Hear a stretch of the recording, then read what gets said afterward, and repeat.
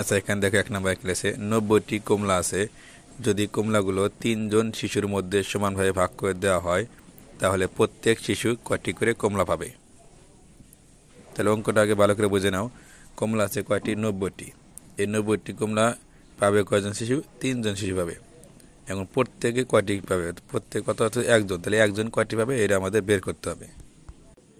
তাহলে এরকম হলে আমরা কীভাবে বের করব? সবসময় মনে রাখবে যে সংখ্যাটা বের করতে হবে সেই সংখ্যাটা আমরা শব্দে পরে লিখবো। যেমন এখানে কী বের করতে হবে? প্রত্যেকে কয়টি করে কমলা হয়, আমাদের এই কমলার সংখ্যাটা বের করতে হবে। আমরা এই কমলার সংখ্যাটা পরে লিখবো। এখানে কিন্তু যে কমলা আগে আছে, যেমন 90টি কমলার পরে লিখবো। তাহলে কীভাবে লিখবো?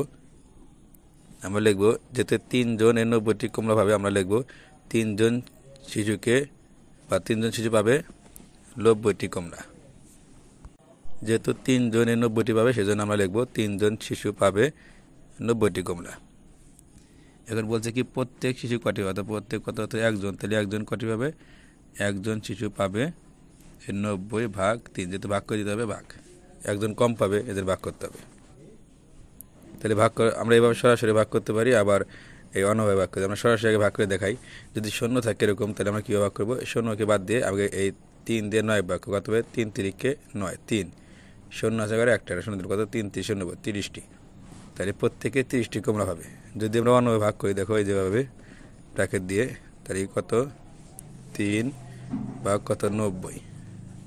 এরকম ভাগ করতে হলে কীভাবে করতে হয়? প্রথম থেকে ভাগ করবে। তাহলে প্রথম আছে 9, তাহলে 3 দেওয়া 9 বলো, 3 তিরিকে 9, 3 তার 9 মিলছে, 9 আমরা নিচে লিখবো। এখন 9 থেকে 9 বাদ দিতে হবে, কিন্তু কিছু থাকে না, শূন্য। তাহলে এই শূন্য আমরা কি? শূন্য কিন্তু ভাগ করে না, শূন্য আমরা এখানে নিচে লিখে দেবো। এই শূন্যকে যদি 3 দিয়ে ভাগ করে কত হয়? 3 শূন্য শূন্য হয়, আমরা এখানে শূন্য দেবো, দিয়ে একটা শূন্য দেবো। তাহলে কী হলো? শূন্য শূন্য বাদের কি থাকে না? শূন্য। তাহলে কত হলো? 30। এটা হচ্ছে ভাগফল 30। তাহলে প্রত্যেকে 30টি কমলা হবে। তোমরা এভাবে ভাগ করতে পারো, আবার এভাবে সরাসরি ভাগ করে লিখতে পারো। তাহলে উত্তরে কী হবে? প্রত্যেক শিশু 30টি করে কমলা পাবে।